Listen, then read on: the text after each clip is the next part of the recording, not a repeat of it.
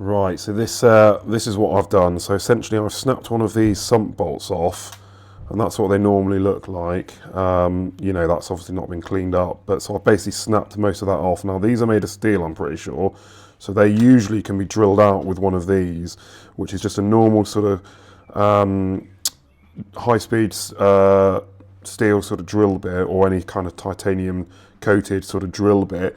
Now the problem is I've actually snapped the extractor as well, so thankfully it's not loads of it.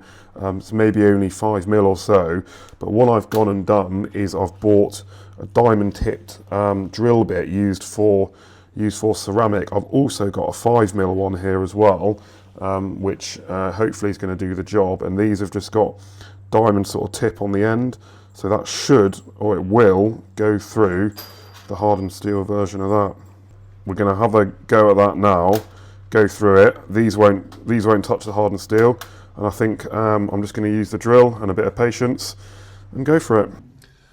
So here you can see, sort of in the top, you can sort of see the extractor where it's broken off in the sort of drilled hole of the bolt. So that's how I'm going to go through it with that diamond bit.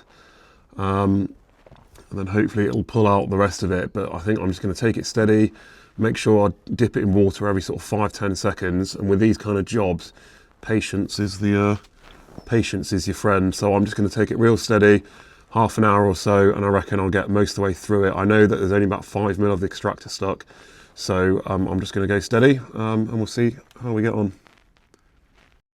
Like I said, with this, you've got to be real careful with it.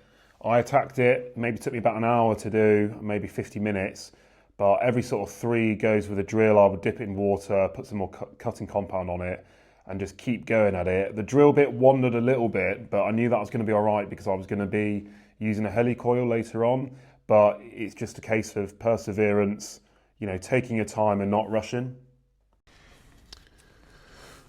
So what you can see there, I've definitely dug into it a bit, using a bit of cutting fluid. And I'm just going to spray that out with some cleaner now and just keep going. Right, it's quite hard to see, but that's where we're at the moment.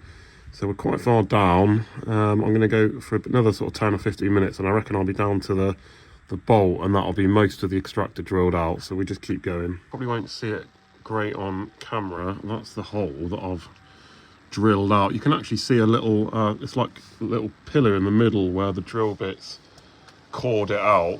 But here's the drill bit, and you'll see how far, you can see, look at the end of the drill bit there. You see how far it goes in. That's how far I've got it in so far, which I think, pull it out, there you go, look. It's quite far in now. So I think I'm almost through it, if not through it. It's very difficult to tell. It's probably 5 or 6mm deep. So I'm going to keep going. No real concerns at the moment. The hole's slightly overlised, but I don't think that matters because I'm going to be drilling it out probably 2mm bigger anyway to put the helicoil in. So I think that's the best option, is the helicoil, because I've obviously damaged the threads, but I'm just going to keep going. I don't know, it must have been 40 minutes or so, but I'm just going to keep going until I'm like confident I'm through, and then I'll knock that pillar off somehow with like a screwdriver or something, and then I'll use a normal drill and just see how it drills. Right, so here's where we're at with the hole. I drilled it out and then decided to swap drill bits and see where we're at, and all it did is start chewing out aluminium and steel. So that's the hole. It's a bit ovaled, but it'll definitely fit an 8mm drill bit, which we'll be able to put the helicoil in and then drill it all the way through. So I'm just going to wait, because I don't know what size helicoil I can put in, and I need it to arrive. So just going to wait and then install the helicoil, and then we're done. Right, this is not the kit I wanted to be looking at when I was doing this job. Unfortunately, the audio sort of went here, so you're on voiceover. So this is the 131-piece helicoil kit. So essentially what it is, it consists of drill bit, a little tool to insert the helicoil, and a tap, which is the thing I'm looking at there. So essentially you drill out with this. It's about 6.5mm for an M6. And then you can basically insert this little helicoil using red Loctite or any of the green ones, any of the like really strong ones. And that sort of works really well. You sort of put him in, and then there's that little insulation tool, the T-piece. And then you basically do what I'm going to do here. which is mark off your drill bit, insert it into the hole, make sure you drill out only what is necessary because you don't want to be using a bolt size up than what we initially started with. So you're watching me here, just drill it out with this, and then we just go the rest of the process and install the helicoil. Absolutely same technique with this, so I would drill it for a little bit and then I would just take the drill piece out, add some more cutting compound or cool the drill bit down, but in my case it was cutting compound. You see me sort of just dab it on there and then sort of keep attacking it until it's to depth. So now it was time to tap into the hole I'd drilled out, so I was just very careful with this tap here, not least because I broke a similar tool off maybe the day before. So I sort of went forward maybe a couple of turns and then just backed it off a half turn, which is usually what you're supposed to do with taps, just making sure that it was seated properly and square, and then just making sure that it was biting correctly into the workpiece.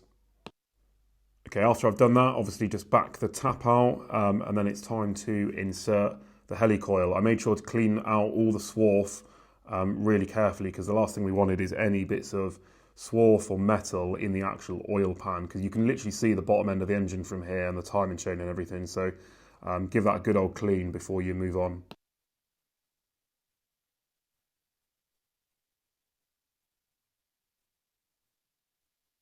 So just insert the helicoil onto the end of the tool. I sort of wound it in sort of two threads and then got my Loctite, which I nearly forgot to be fair, and then made sure to apply that the whole way around. And then when you screw it in, it kind of coats all the threads and then it goes in nice and easy. Then you need to take this sort of flat bottom tool. It's a punch tool. It basically just like knocks the little bit of the helicoil out the way so a bolt can thread all the way through. Not really sure there's a science to this, but I just gave it a good whack. And then it was time to sort of test fit the bolt, which you see me doing here. And I was delighted to see that obviously it held this M6 bolt. So basically that was the job done. And it was time just to reassemble everything.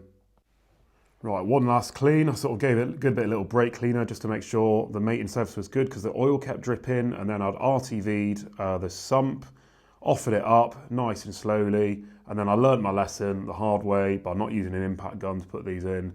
So I basically put every single one of them in by hand and then just use hand tools to do that. Now I know I should have done that from the start, but I'm an absolute potato and I didn't, and that's why I spent basically the whole day trying to, you know, undo what I'd done.